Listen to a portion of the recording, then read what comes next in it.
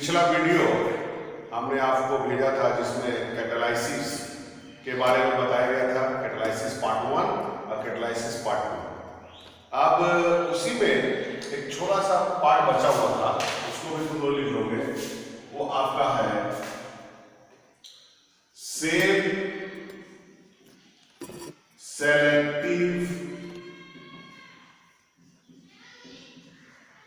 Catalysis. Selective catalysis. अब ये क्या होता है? सेलेक्टिव कैटालाइसिस मतलब मतलब आकार, सेलेक्टिव मतलब सिलेक्ट करना आकार के हिसाब से। कैटालाइसिस मतलब ऐसा कैटलिस्ट, ये लोग ऐसे कैटलिस्ट होते हैं जिनमें छोटे छोटे छिद्र होते हैं, छोटा होल्स होगा, ठीक है, छोटा छिद्र होगा। और ये छोटा छिद्र जो है इसी में रिएक्टेंट मॉलिक्यूल्स एडजॉर्ब होगा। ये हो गया मेरा small holes in which adsorbate particles are adsorbed, ठीक है। तो सेलेक्टिव कैटालाइसिस में आपका स्मॉल होल होता है जिसमें एडजॉर्बेट पार्टिकल को एडजॉर्ब किया जाता है। अब इसको हम लोग कहते हैं zeolites. They are also known as zeolites. अब जियोलाइट्स क्या है? देखिए, जियोलाइट्स एक विशेष प्रकार का सेलेक्टिव कैटलिस्ट होता है, विशेष प्रकार का, ठीक है। अब इसको आप ऐसा करिए, जब हम आपको बोल रहे हैं तो उसको आप लिख लो। जियोलाइट्स, अब इसका डेफिनेशन लिखा देते हैं। जियोलाइट्स लिखो, these are aluminosilicates materials which act as catalyst. Clear? These are aluminosilicates which act as catalyst and contain small holes in which the reactant particles having size smaller than that of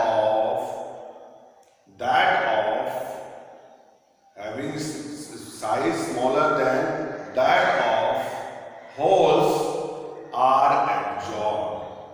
मतलब इसको हिंदी में समझ लो कि zeolites एल्यूमिनोसिलिकेट्स के ऐसे उत्प्रेरक, ऐसे catalyst होते हैं जिनमें छोटे छोटे छेद होते हैं और वैसा ही रिएक्टेंट मॉलिक्यूल्स उसमें एडजॉर्ब होगा जिसका आकार, जिसका साइज, जिसका शेप उस होल्स से छोटा होगा, वही लोग एडजॉर्ब होगा, ठीक है।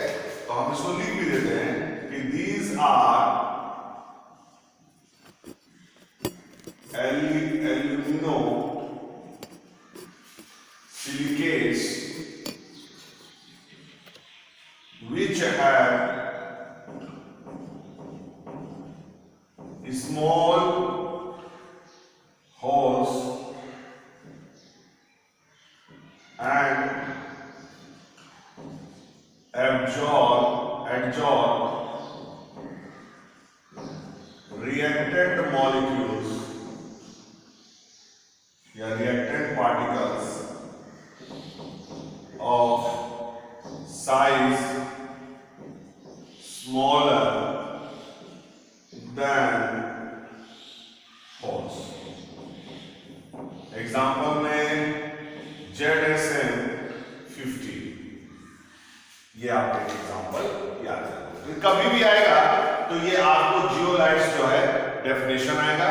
सेलेक्टिव कैटालाइसिस हम आपको बता दिए और जियोलाइट्स बता दिए। तो इसी के साथ आपका कैटलिस्ट वाला पार्ट जो है खत्म हो गया। अब इसमें एक और चीज, छोटा सा चीज है, एंजाइम्स। हम लोग एंजाइम्स किसको कहते हैं? तो देखो, एंजाइम्स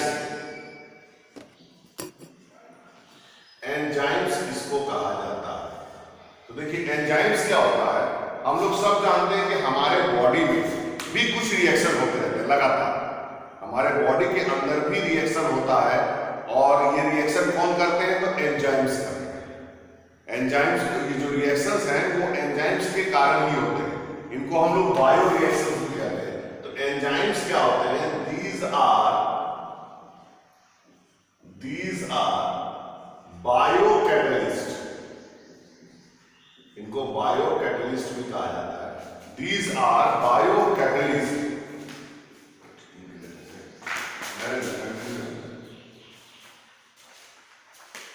These are, सॉरी बच्चों थोड़ा ये भर ले। These are biocatalysts which, है ना, these are biocatalysts which act as catalyst in biological or reactions in body, biological reactions in body, हमारे बॉडी में जो बायोलॉजिकल रिएक्शंस होते हैं उसको ये लोग करते हैं, यही लोग करवाते हैं, कौन, एंजाइम्स। इसलिए इनको हम लोग बायोकैटलिस्ट भी बोलते हैं। तो अब देखिए बायोकैटलिस्ट में आपका एग्जांपल में क्या हो जाएगा, जैसे C12H22O11, इसको हम लोग कहते हैं सुगर। अब ये sugar in the presence of plus H2O in the presence of जाइमेज, यही जाइमेज जो है ये एक तरह का ईस्ट कीड़ा होता है, जाइमेज ये एक तरह का बायोकैटलिस्ट है, यही है एंजाइम्स, जाइमेज। ये C6H12O6 प्लस तोड़ देगा इस रिएक्शन को, C6H12O6, बहुत फेमस रिएक्शन है, आगे भी लोग पढ़ेंगे।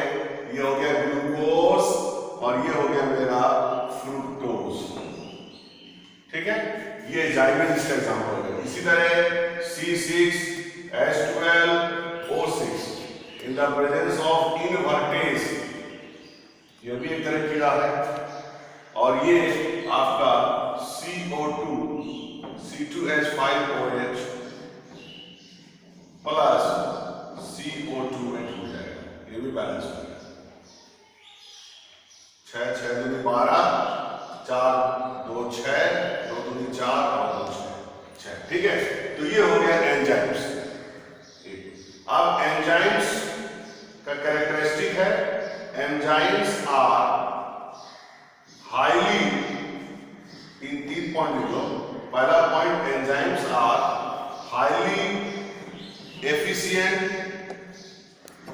दूसरा point, enzymes act at particular temperature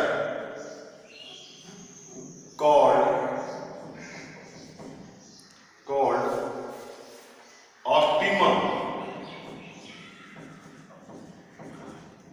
temperature, ठीक है। थर्ड,